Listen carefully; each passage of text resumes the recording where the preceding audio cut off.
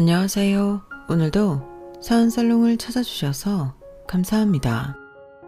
저는 재작년에 이혼하고 현재는 전남편과는 비교도 할 수 없는 생각이 멋진 남자친구와 열애 중인 30대 여성입니다. 직업은 유치원 교사고요. 아이들을 무척 좋아하고 사랑하는 사람이에요. 미리 말씀을 드리자면 저는 아이를 낳을 수 없는 불임 여성이기도 한데요. 세상 참 불공평한 게 이토록 아이들을 좋아하고 사랑하는데 제가 제 아이를 가질 수 없다니 세상이 무너졌던 때도 있었어요. 저는 누구보다 아이들을 많이 낳아 다복하게 살고 싶은 사람이었거든요.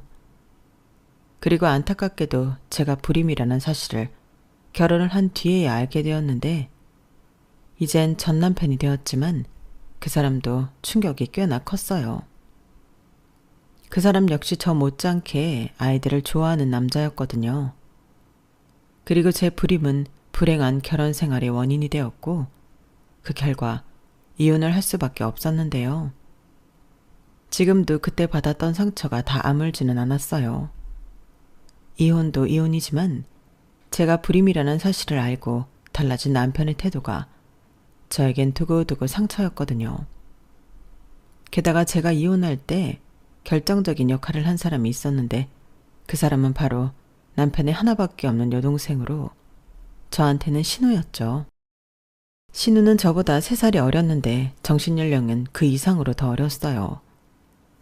자기 힘으로 살 생각은 1도 없고 남의 돈으로 비싼 거 좋은 걸 날로 받고 싶은 그런 심보를 가졌는데요. 신우가 결혼하기 전까지의 연애 역사를 되짚어보면 정말 입이 떡하고 벌어집니다. 그야말로 남자들을 자기의 지갑으로 알았거든요. 그만큼 신우가 참 예쁘장하게 생겼어요. 그건 저도 같은 여자지만 인정할 수밖에 없는 사실이었죠. 그러니 예쁜 자기 얼굴만 믿고 세상 무서운 줄 모르고 까불었는데 문제는 그게 자기를 좋아하는 남자들한테 국한된 게 아니라는 거였어요. 저랑도 많이 부딪혔거든요. 그리고 신우의 사건으로 이혼을 결심하게 되었을 때는 이건 뭐 이혼하지 않으면 바보가 되는 그런 상황이었는데요. 이 정도 이야기하면 도대체 신우가 어떤 사람이길래 저럴까 궁금하실 것 같아 바로 본론의 이야기로 들어가자면 제 전 신우이는 한마디로 예쁘장한 얼굴만 믿고 있는 욕심 없는 욕심 다 부리는 막대먹은 기집애였어요. 그래서인지 신우와 저는 처음부터 사이가 별로였는데요. 아니 지금 생각해도 열받는 게 언제부터 우리나라 결혼 풍습에 예단으로 신우한테 명품 가방을 선물했나요? 저는 그런 걸 들어본 적이 없는데 신우는 저한테 명품 가방을 뜯어내지 못한 걸 시작으로 기본적으로 신우의 짓을 하기 시작했어요. 뭐만 했다고 하면 빈정거리면서 태클을 걸고 사사건건 똥 씹은 얼굴로 궁시렁궁시렁거리며 비협조적이었는데 가재는 걔 편이라고 시어머니는 저보다는 신우의 편을 들더라고요. 그리고 무조건 우리 딸이 너보다 어려서 그래. 네가 이해해라. 얘가 막내라고 귀여움만 받고 자라서 그런지 철이 덜 들었어. 집단에는 네가 언니 같고 그래서 편하게 대하는 거니까 너도 여동생이라고 생각하고 받아줘라. 이런 식으로 저한테만 이해하라고 하셨는데 세상 그런 신우와 시어머니를 좋아할 여자는 없잖아요. 그래서 자연스럽게 저는 결혼 후 얼마 지나지 않아 시댁에 가는 걸 좋아하지 않게 되었어요. 그리고 그때까지는 다행히 남편도 효자는 아닌지라 제가 시댁 가는 걸 꺼려해도 큰 어려움은 없었는데요. 거기에 제 직업이 유치원 교사였기 때문에 아이들과 지내는 근무 시간 이외에도 일이 많은 편이거든요. 그래서 행사나 발표회 같은 게 있으면 야근은 물론이고 주말 출근도 불가피한 일이 많은데 남편은 그런 저를 다 이해해주는 좋은 남편이었어요. 적어도 그때까지는 그런 사람이라고 생각했죠. 그리고 남편이나 시부모님은 제 직업을 많이 좋아해 주셨는데 제가 아이를 낳으면 아이를 잘 키울 것 같다는 생각 때문이셨어요. 물론 저도 제가 불임이라는 사실을 알기 전에는 누구보다 자신이 있었는데 그래서 신우를 뺀 온 가족이 저희 부부의 아이를 기다렸죠. 하지만 한 해가 지나고 또 한 해가 지나도록 기다리는 아기 천사는 기별이 없었고, 주변에서는 괜찮다고 했지만 3년째에 접어드니 제 마음이 조급해졌는데, 그래서 마음이라도 편하고 싶어서 고민 끝에 남편과 둘이 산부인과에 가서 검사를 하게 되었어요. 그런데 검사 결과에 제가 선천적인 불임이라는 결과가 나왔고, 저희 부부는 생각지도 못한 검사 결과에 실망과 함께 좌절할 수밖에 없었어요. 그리고 저는 순식간에 무슨 대역죄를 진 죄인이 되었는데요. 그도 그럴 게 검사 결과 남편은 아무런 문제가 없었거든요. 그래서인지 남편은 표정 관리를 잘 하지 못했고, 저희 부부는 집에 돌아오는 내내 한마디도 나누지 않았는데, 그 무겁고 차가웠던 공기가 저를 더욱 짓누르는 것 같았어요. 그만큼 저는 그 누구보다 마음 아프고 힘들었는데요. 남편은 끝내 그런 저에게 그 어떤 위로의 말도 하지 않더라고요. 저는 내심 남편이 괜찮아, 우리 둘이 재미있게 살면 되지, 나는 자기만 있으면 돼, 이런 말을 해줬으면 좋겠다는 바람이 있었는데, 애석하게도 남편은 그때부터 태도를 달리했어요. 다정했던 남편은 말이 없는 사람이 되었고, 저만 챙기던 사람은 이제 자기 식구만 챙기던 효자가 되었는데, 신우를 뺀 시댁 식구들도 마찬가지였어요. 누구보다 손주 손녀를 기다렸던 시부모님은 제가 불임이라는 사실을 알고 충격이 크다는 듯 저만 보면 눈살을 찌푸리시거나 한숨을 쉬셨는데, 사람이 계속 궁지에 몰리니 이렇게 살 바에는 그냥 이혼을 하는 게 낫겠다는 생각이 들더라고요. 그래서 실제로 이혼 서류도 가지고 와서 남편 앞에 내밀며 좋게 협의 이혼하자고 권했는데, 남편은 무슨 이유인지 이혼은 싫다고 제가 가져온 이혼 서류를 쓰레기통에 버렸어요. 저는 그런 남편의 태도를 이해할 수가 없었죠. 사람 옆에 두고 피 말리는 것도 아니고 왜 이혼은 싫다고 하는 건지, 그때는 화까지 나서 곧장 남편한테 따질 수밖에 없었어요. 왜 이혼이 싫다는 거야? 자기 나 애 못 갖는 거 힘들어하잖아. 그러니까 힘들 거 없이 나랑 헤어지고 새장가 가. 지금 그게 말이 되는 소리야? 누가 와이프 애 못 낳는다고 이혼을 하냐? 그럼 사람들이 나를 뭘로 보겠어? 내 사전에 이혼은 없어. 그럼 어쩌라고? 자기도 그렇고 자기네 식구들도 나만 죄인 취급하는데 나더러 어쩌라는 거야? 나는 뭐 불임이고 싶어서 그런 줄 알아? 누구보다 속상한 건 나라고. 그래, 나도 머리로는 이해해. 근데 가슴에서 자꾸 속상한 걸 어쩌라는 거야? 시간이 필요한 일이잖아. 나라고 애 포기하는 게 뭐 쉬운 일인 줄 알아? 나는 정상인데 내 애를 못 낳는다고. 그래, 알아. 그래서 이혼하자는 거잖아. 자기는 애 낳을 수 있으니까. 그러니까 나랑 헤어지고 다른 여자랑 재혼해서 애 낳고 잘 살라니까. 요즘 세상에 이혼이 무슨 흠이야? 그냥 둘이 성격이 안 맞아서 이혼했다고 하면 되잖아. 싫어. 싫다는데 왜 자꾸 강요해? 막말로 내가 이혼하자고 하는 건 말이 돼도 자기가 나한테 이혼하자고 하는 건 말이 안 되지. 이게 무슨 적반하장이야. 자기도 불임인데 이 정도는 감수하고 살아야 하는 거 아니야?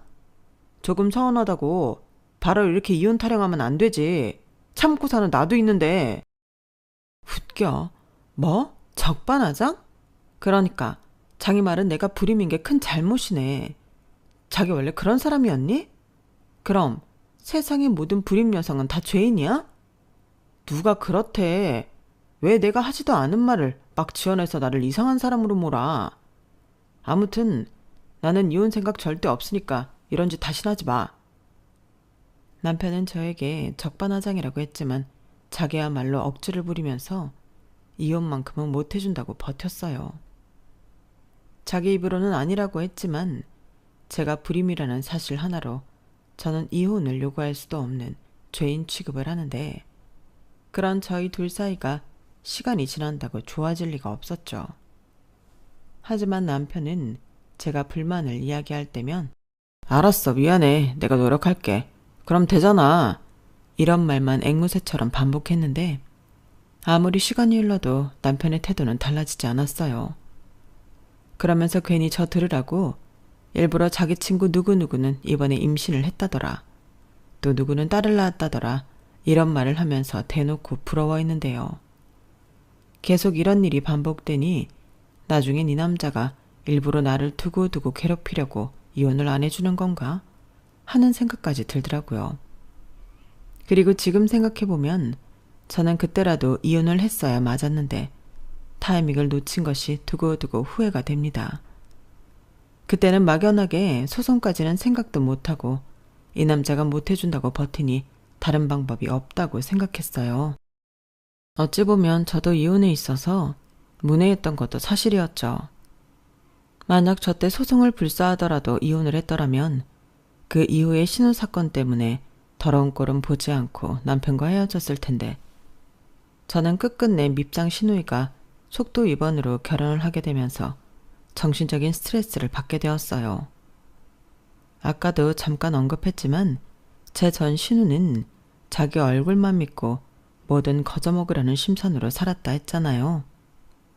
그리고 남자들도 바보 같은 게 자기들이 이용당하고 있다는 걸 정말 모르는 건지 신우한테 간이고 쓸개고 다 꺼내주다시피 했는데 그런 신우의 목표는 딱 하나였어요. 바로 부잣집에 시집가서 평생 놀고 먹으면서 명품 휘감고 공주 대접 받고 사는 거였죠.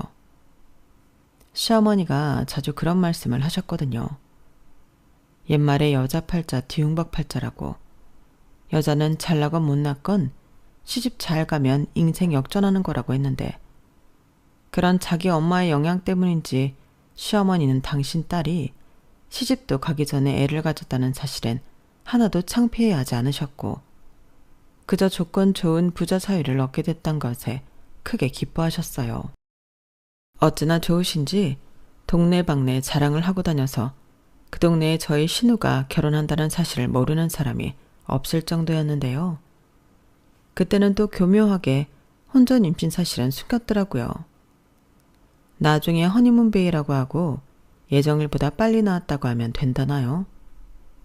아무튼 그렇게 신우의 임신은 집안의 경사처럼 난리가 났고 저희 남편 역시도 자기 동생이 애를 가졌다는 사실을 좋아했는데요. 누가 보면 자기가 애를 가진 줄 알 정도로 오바를 하더라고요. 그리고 저한테도 자기는 자식이 없으니 조카를 자기 자식처럼 생각하고 살 거라고 했는데 그건 뭐 저도 이해할 수는 있었어요. 저라도 입장이 바뀌어 조카가 생긴다면 충분히 그럴 것 같았거든요. 하지만 안타깝게도 제 하나뿐인 오빠는 비혼주의로 연애는 해도 장가갈 마음이 1도 없는 사람이었는데 그 마음마저도 어느 순간부터는 시시하다며 여자도 잘 안 만나더라고요. 그러면서 돈 벌어서 뭐 할 거냐 물으면 자기 취미 활동하고 갖고 싶은 거 하고 하고 싶은 거 하면서 살 거라고 말했는데 어찌 보면 가장 안 된 사람은 저희 친정 부모님이셨어요. 하나뿐인 아들은 장가갈 마음이 없고 유일한 희망이었던 시집간 딸은 불임이었으니 지금도 저희 부모님을 생각하면 본인은 아니었지만 죄송한 마음이 있는데요. 아무튼 누가 임신했다고 기뻐하는 시부모님과 남편을 보며 저도 살짝 부러워하는 마음이 들었죠.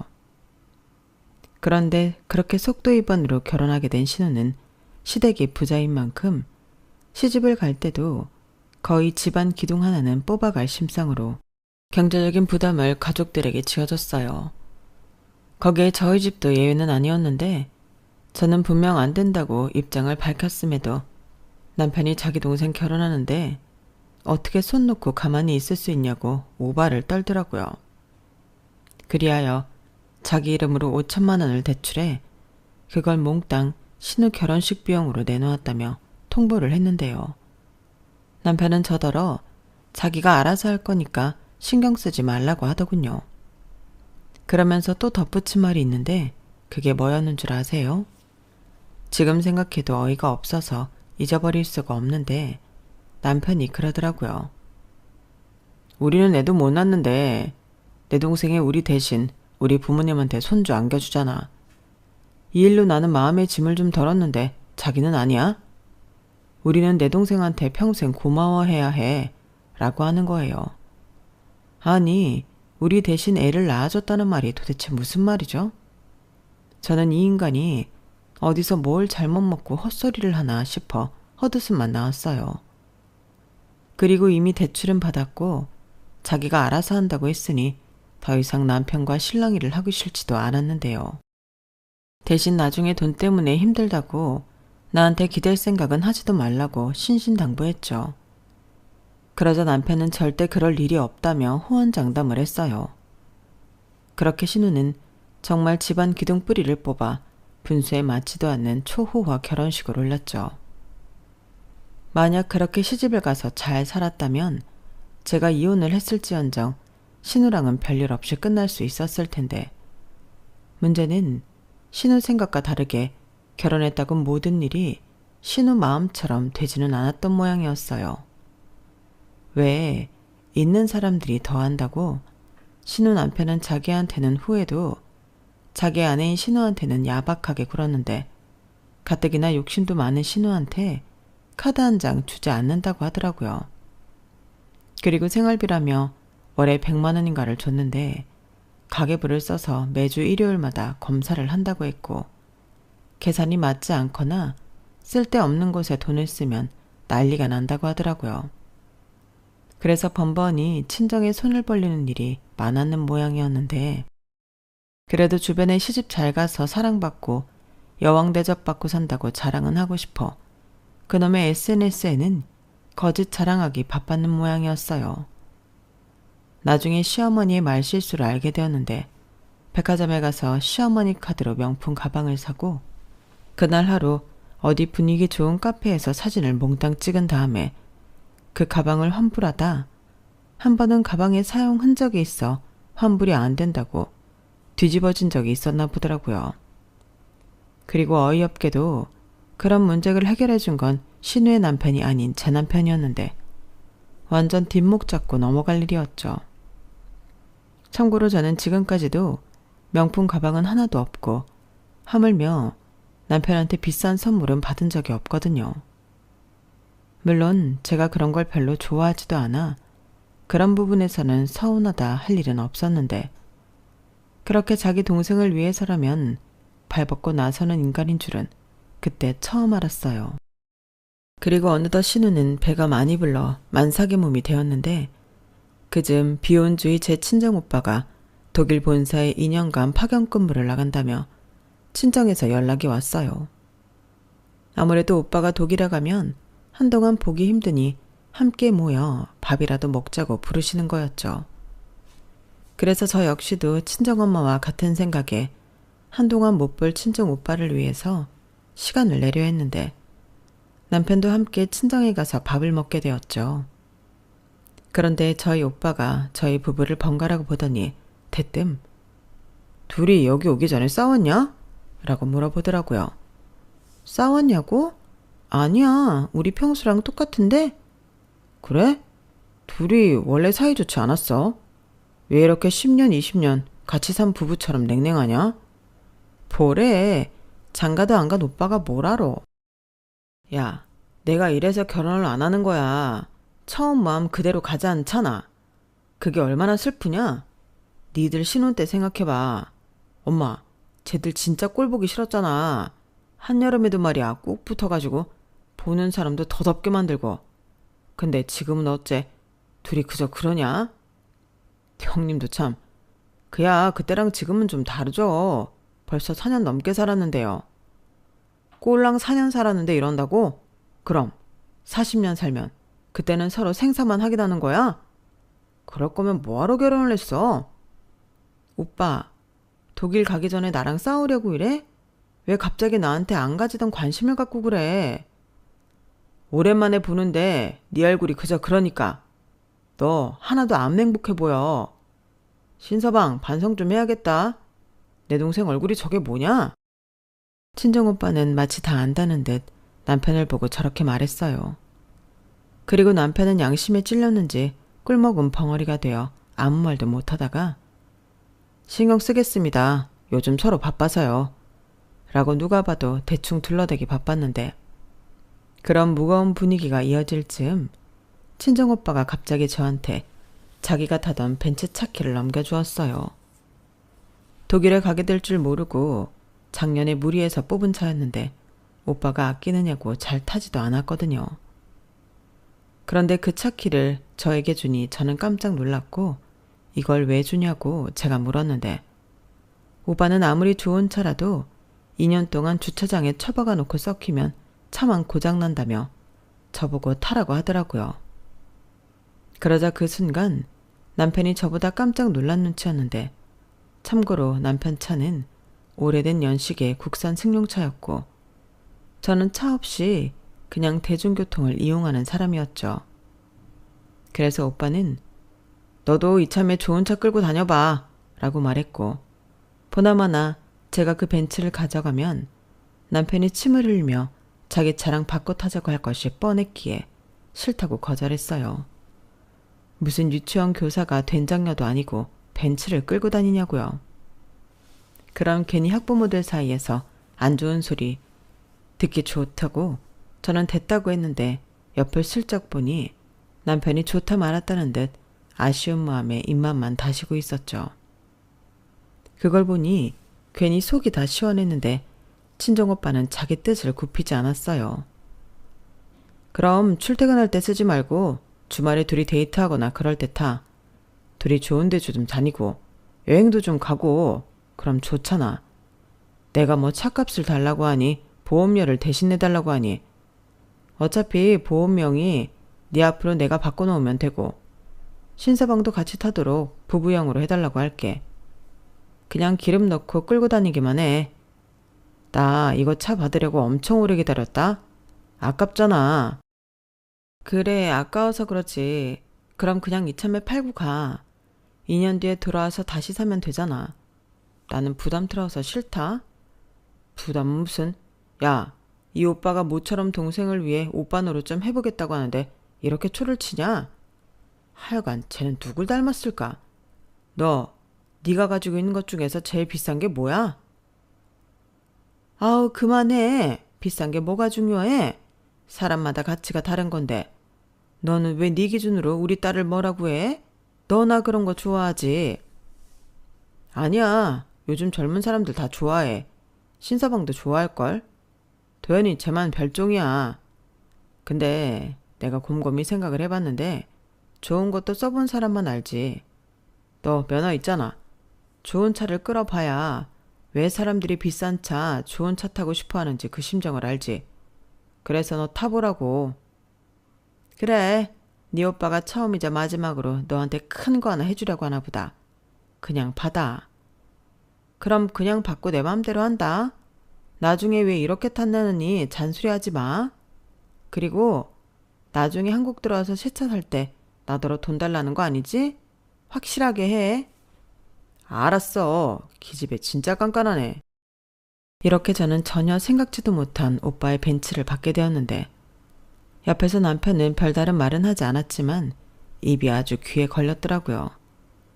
그리고 각자 차를 가지고 저희 집에 도착한 저희 부부는 제 예상대로 남편이 먼저 차를 바꿔 타면 어떻겠냐고 했는데요.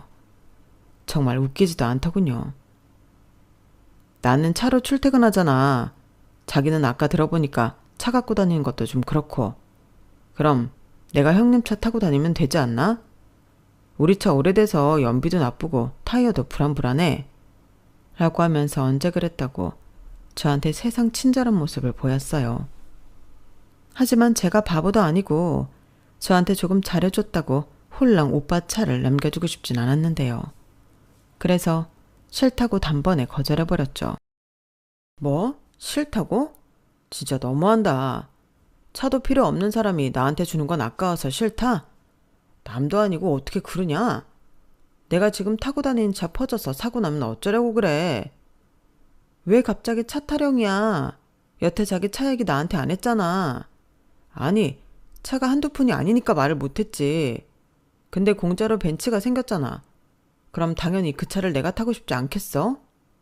진짜 뻔뻔하다. 나한테 한 짓은 생각하지 않고 우리 친정 오빠 차는 날름 받고 싶은가 봐? 뭐? 내가 뭘 어쨌다고. 막말로 자기 불임인 것도 내가 참고 사는데. 이봐봐.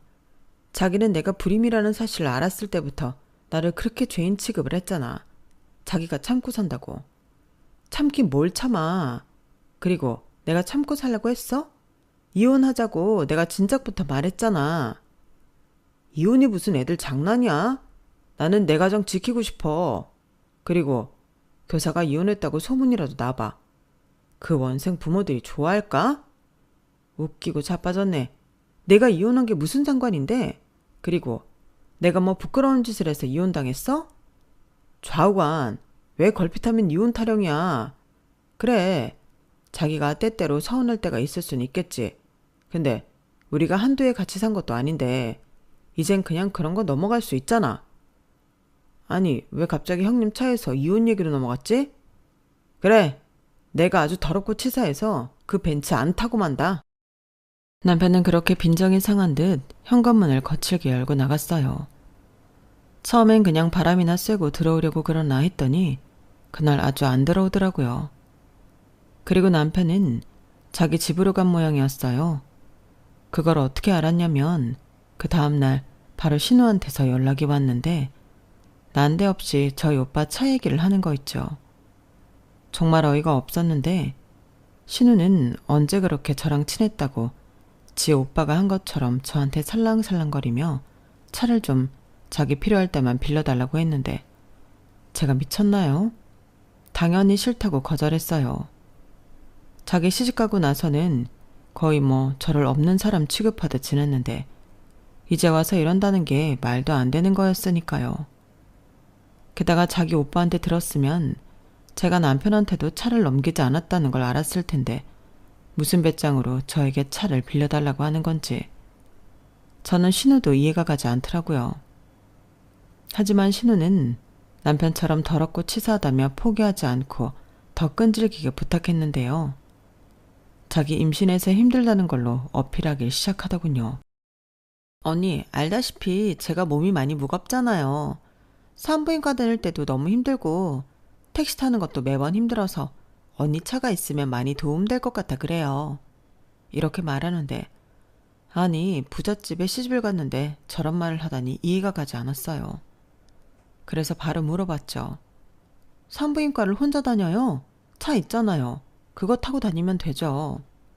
아니 우리 남편은 바빠서 요즘은 저 혼자 다닐 때가 많아요. 아니면 엄마랑 다니는데 엄마가 차가 있는 것도 아니고 그리고 뭐 병원만 가나요? 내가 정말 필요할 때만 잠깐 빌리고 어디 흠나지 않게 조심히 탈게요. 네? 그러니까 부탁 좀 해요. 사실은 제가 다음 주에 동창회도 있어서 차가 진짜 필요하거든요. 그래요? 그럼 아가씨 오빠한테 차 좀 빌려달라고 해요. 그때만 잠깐 버스 타고 가라고 하죠. 아가씨 오빠가 또 동생 일이면 끔뻑 죽잖아요. 언니도 참 너무한다. 언니가 끌고 다닐 것도 아니라면서 이렇게 사람 약 올리는 법이 어딨어요. 그리고 내가 언제 우리 오빠 차 빌려달라고 했어요? 나는 그 벤츠가 타고 싶다고요. 아무래도 그 벤츠는 나랑 어울리니까. 어머 아가씨, 지금 한 말 정말 어이없는 거 알죠? 욕심낼 걸 욕심내요. 나는 우리 벤츠 자랑한 적도 없고 그 차로 약 올린 적도 없거든요. 나도 이왕 좋은 차 받았으니까 아껴 타고 싶어서 그래요. 우리 오빠가 나 타라고 준 차를 왜 그렇게 탐을 내요? 진짜 이상하네. 아무튼 저는 오늘 얘기는 못 들은 걸로 할게요. 능력 있는 남편 있는데 벤츠 좀 사달라고 해요. 저는 제 말만 하고 전화를 끊어버렸어요. 아마도 전화 끊고 제 욕을 엄청 했겠죠. 하지만 그 정도로 저는 제 차를 빌려주고 싶은 마음이 없었는데요. 이건 뭐 말이 빌려달라는 거지 그냥 달라는 것처럼 들렸거든요. 그리고 그 이후에도 여러 번 전화가 왔는데 무시해버렸고 남편과도 냉전의 시간을 갖게 되었어요. 분명 자기 동생한테 제 얘기를 들었을 텐데 말 섞어봤자 서로 좋을 게 없다는 걸 알고 있었죠. 그런데 그 일이 있고 이틀 정도 되었을까 우연히 핸드폰을 보다 신우의 SNS를 보게 됐는데 거기에 무척이나 낯익은 차 사진이 있더군요. 그 차는 분명 친정 오빠가 저에게 준 벤츠였어요. 번호판을 살짝 가려놓긴 했지만 차 주차해 놓은 주차장의 모습도 그렇고 오빠가 대시보드에 올려놓은 인형도 딱이었는데 뭐 이런 기집애가 다 있나 소름이 끼치더라고요. 그리고 거기에 적혀있는 글을 보는데 우리 자기가 출산 선물로 사준 붕붕이 고마워요 여봉봉 라고 적혀있었어요. 그걸 보는데 왜 그렇게 웃긴지 그럼 저 여봉봉은 저희 오빠인가 싶어 혼자 한참 웃었네요. 그리고 처음엔 이게 무슨 짓이냐고 전화해서 뭐라고 할까 하다 그래 너 이렇게라도 기분이나 내라 하고 말았는데 그 다음날 시어머니가 퇴근 후에 집에 좀 오라고 연락을 하시더라고요. 뭐 기분은 가고 싶지 않았지만 어른이 오라고 하는데 안 갈 수가 없어 퇴근 후에 곧장 시댁으로 갔는데 아니나 다를까 거기엔 신우도 와 있더라고요. 그뿐만이 아니었어요. 조금 있으니 남편도 연락을 받았는지 시댁으로 왔는데 그렇게 3대1로 둘러앉아 대뜸 무슨 빚쟁이 돈 달라고 하듯 시어머니가 먼저 차를 내놓으라고 하시더라고요. 그냥 달라는 것도 아니고 한번 타보겠다는 건데 너는 뭘 그렇게 아끼니? 가족끼리 좀 같이 쓰자. 이렇게 말씀하셨는데 고개를 돌려보니 신우가 아주 기세등등하게 희죽거리며 앉아 있었어요. 저는 또 그 꼬라지를 보니 참고 싶지 않았는데 너 아주 잘 걸렸다 생각했네요. 아마 시어머니가 있으면 제가 쪽도 못 쓰고 자기한테 차를 줄 거라고 생각한 것 같은데 그걸 완전히 깨부셔주고 싶었어요. 어머니, 제가 왜 아가씨한테 차를 빌려줘야 해요? 그리고 말은 확실하게 해야 할 것 같은데 빌려주는 거 아니고 아주 달라는 거잖아요. 그쵸 아가씨? 여봉봉한테 받았다고 11,000원에다 공개했는데 그 차를 저한테 돌려주겠어요? 싫어요. 정차가 필요하면 아버님 차 주시던지 아니면 당신 차 그거 줘. 언니, 진짜 사람이 왜 그래요? 그리고 왜 남의 SNS를 함부로 훔쳐보고 난린데요? 기분 더럽다. 왜요? 다른 사람들 다 보라고 올려놓은 거 나는 보면 안 돼요?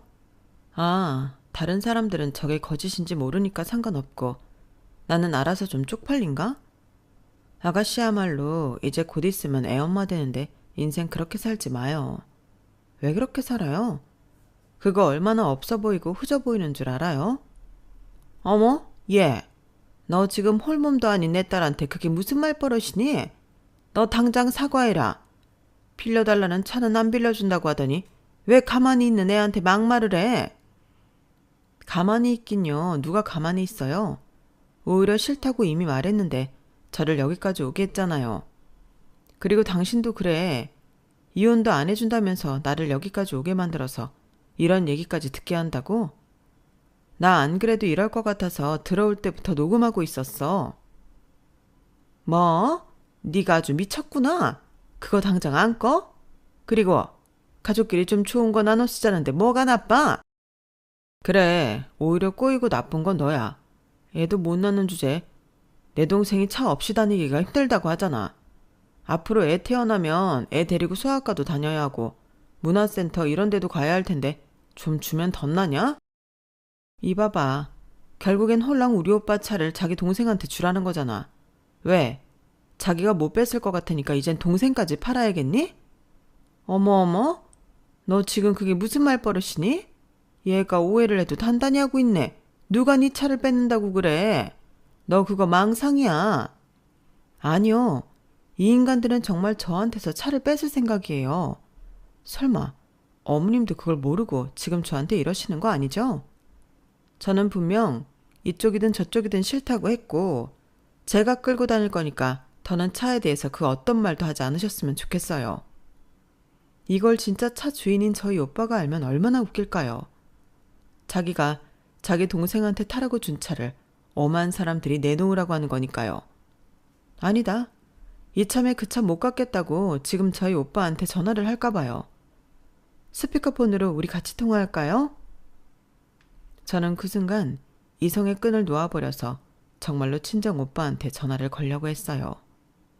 그러자 남편이 잽싸게 제 핸드폰을 뺏으려 했는데 하마터면 정말 핸드폰을 뺏길 뻔했다니까요. 그리고 전화만 해보라고 무섭게 저를 노려봤는데요. 순간 신우는 울고불고 했고 시어머니는 살다 저 같은 애는 처음 본다며 주방에 들어가 냉수를 벌컥벌컥 마시더라고요. 그리고 남편은 또다시 저에게 어이없는 망언을 하기 시작했는데 전에 그랬잖아요. 제가 애를 못 낳는 걸 신우가 대신 낳아주는 거니 제가 신우한테 잘해야 한다는 그 말을 다시 하더라고요. 그리고 이런 말을 신우도 시어머니도 처음 듣는 것이 아닌 것 같았는데 그때 신우가 자기 딴에는 좋은 생각이라는 듯이 이렇게 말했어요. 좋아요. 그럼 언니가 저한테 천만 양보해주면 제가 언니한테 우리 애기 봐달라고 하지 않을게요. 어때요? 뭐라고요? 이건 또 무슨 귀신 씨나라 까먹는 얘기예요? 내가 왜 아가씨 애를 봐줘요? 외숙모가 그럼 조카를 안 봐준다고요? 오빠가 그랬어요. 낳기만 하면 언니가 다 봐줄 거라고. 맞잖아. 오빠 그렇게 말했잖아. 야, 너는 그걸 왜 여기서 말을 해? 자기야, 그건 있잖아. 미친놈. 네가 진짜 정신이 나갔구나. 네 조카면 네가 봐. 왜 나한테 그래? 내 말은 그게 아니라 자기 유치원 교사잖아. 그럼 우리 조카도 그 유치원에 가면 자기가 봐주는 거지. 태어나자마자 갓난아기가 유치원 가니? 진짜 너는 안 되겠다. 이혼하기 싫다고 했니? 그래. 그럼 너는 끝까지 버텨. 나는 무슨 일이 있어도 너랑 아니 이 집구석이랑 빠이빠이 할 테니까. 고맙네. 오늘 아주 큰 거 건져간다. 저는 씩씩거리며 자리에서 일어났어요. 그리고 신발을 신고 현관문을 나셔라고 하는데 갑자기 뒤에서 물벼락이 쏟아졌고 뒤를 돌아보니 설거지할 때 쓰는 대야를 들고 저를 노려보는 시어머니가 계셨는데 주방에서 물을 받아서 저한테 뿌리셨더라고요. 그 잘난 핸드폰 물 먹었으니 고장났겠지? 라고 하시는데 요즘 이딴 걸로 고장날 핸드폰이 어디 있겠어요. 저는 아무 말도 하지 않고 그냥 집을 나왔네요. 그리고 택시 기사님께는 죄송하다 말씀드리고 택시를 타고 집에 와서 가장 먼저 집 현관 비밀번호부터 바꿨는데 남편이 따라와서 문 열라고 난동을 부리더라고요. 그래서 혹시나 문을 따고 들어오지 않을까 싶어서 저는 친정에 SOS를 쳤는데요. 그때까진 친정 오빠가 출국하기 전이라서 친정 오빠가 쏜살같이 달려왔어요. 그리고 고소하려만 하라고 하고 남편과 치고받고 한 모양이었는데 오빠 말로는 남편은 싸움도 제대로 하지 못하는 놈이라서 자기 주먹이 아까웠다고 하더라고요. 그리고 결국 경찰서까지 갔는데 저희 오빠가 합의할 것도 없고 내 동생 괴롭히는 것들은 자기도 그냥 둘 수가 없다고 했는데 남편은 일방적으로 맞았다고 주장했지만 결과적으로는 쌍방과실로 처리되었어요. 게다가 부부싸움으로 인해 저에게 공포감을 조성한 원인이 되어 남편에게 더 책임이 가게 되었는데 저는 이 기세를 몰아 이혼 소송까지 벌이게 되었어요. 쇳불도 당김에 빼라고 지금이 기회라는 걸 알았거든요.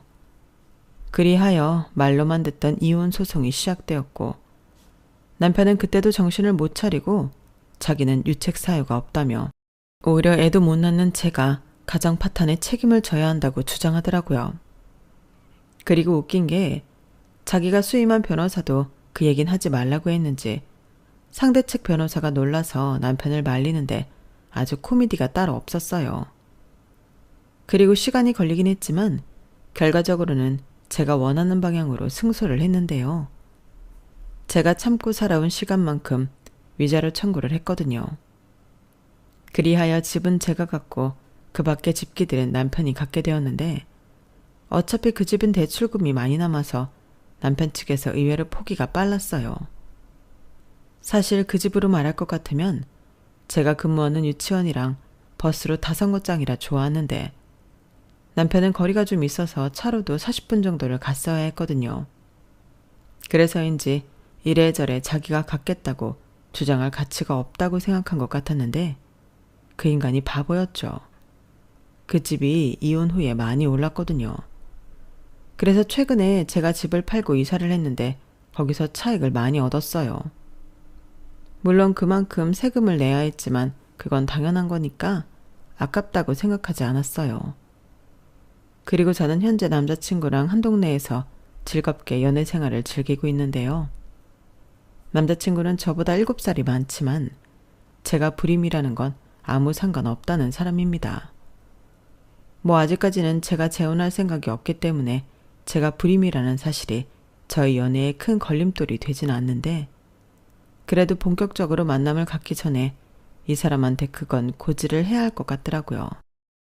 그래서 조심스럽게 얘기를 했는데, 지금 남자친구는 자기는 전혀 상관없는데 아이들을 좋아하는 제가 많이 힘들었겠다며 남편이었던 사람도 알아주지 않았던 제 마음을 다독여줬어요. 그리고 만나면서도 내내 이 사람은 참 가치관과 인성이 훌륭하다고 느끼는데, 그게 저한테 잘생긴 외모와 큰 키보다 더 매력적으로 느껴졌어요. 같이 있으면 배울 점도 많고 같은 말도 참 예쁘게 해주는 그 사람을 보며 내가 이 사람한테 실망하는 일은 없었으면 좋겠다 바라고 있는데요. 아직까지는 몇 달 되지 않아서 좀 더 신중하게 만나볼 생각입니다. 그리고 전 남편이 된 그 인간은 저랑 이혼하고 자기 집에 들어갔는데, 그 인간을 저에게 처음 소개해준 사람으로부터 들은 최근 근황은 그야말로 웬만한 드라마보다 재미있었어요. 결국 거짓 자랑을 늘어놓고 살던 신우는 꼬리가 길면 밟힌다고 평소에도 신우를 별로 좋게 보지 않았던 친구들 덕에 진실이 밝혀진 모양이었어요. 제 차를 거짓 자랑하고 동창회 때 차를 못 가져간 신우가 그걸 무마하려고 샤넬 가방을 무리해서 사서 들고 간 모양이었는데, 그걸 다음날 환불하는 과정에서 다른 친구들한테 들켰다고 하더라고요. 그리하여 지금까지 자랑한 고가품들이 다 그런 거 아니었냐고 의심을 사게 된 신우는 졸지에 궁지에 몰렸고, 거짓 사실을 증명하지 못한 신우는 거의 사회적으로 매장이 되다시피 한 모양이었는데요. 설상가상으로 고모부가 신우보다 더 젊은 여자랑 바람이 나서 신우한테 일방적으로 이혼을 요구했다는 거예요. 그래서 애를 무기로 돈이라도 왕창 뜯어내려 했던 신우는 경제적 능력이 없었기 때문에 애까지 뺏겼다고 했는데, 그 애는 신우의 전 시댁에서 책임지고 키우겠다고 했나 보더라고요. 그러니까 아들이 바람난 것과 상관없이 그 시댁에서는 애만 데려오면 그만이라고 생각한 건데, 결국엔 아들도 딸도 모두 이혼하고 집으로 돌아온 거죠. 그 말을 듣는데 왜 그렇게 쌤통인지. 결국 자기 동생 감싸고 돌던 전 남편은 자기 동생 결혼할 때 해준 빚 갚으며 그저 그렇게 사는 모양이었는데, 개벌은 남 못 준다고 신우는 이혼한 마당에도 그렇게 남자를 꼬시려 다닌다고 했어요. 결국엔 정신 못 차린 신우 때문에 그 부모도 전 남편도 뒤치다꺼리하기 바쁜 것 같았는데요. 어쩌겠어요. 그들은 그렇게 살 운명이었던 거겠죠. 그리고 어떻게 알았는지 제가 연애 중이라는 것도 안다고 하던데 어떤 놈을 만나는 거냐며 입에 거품을 물었다 합니다. 웃기지 않나요? 자기가 그렇게 무시하고 함부로 할 때는 언제고요. 아무래도 그놈 때문이라도 저는 더 지금의 남자친구와 알콩달콩 연애를 해야 할 것 같습니다. 이렇게 된 거 더 약오르게 해주고 싶어요. 그리고 현재 저는 유치원을 옮겨 다른 곳에서 여전히 아이들과 행복한 시간을 보내고 있는데, 제가 불임이라 그런지 저희 유치원에 다니는 모든 아이들이 제 아이들 같아요.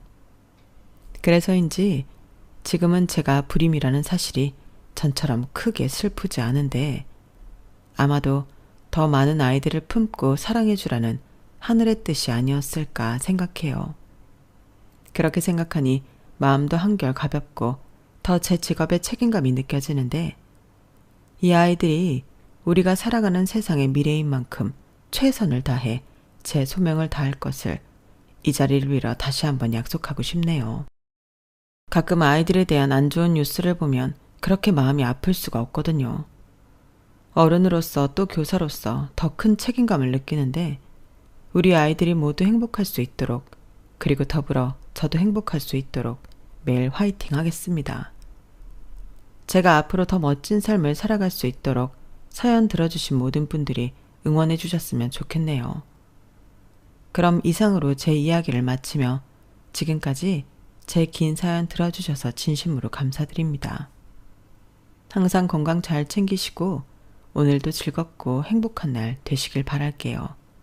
안녕히 계세요. 여러분, 사연 댓글에 응원과 현명한 조언 부탁드려요. 좋아요와 구독은 저에게 큰 힘이 됩니다. 오늘도 좋은 일 가득하세요.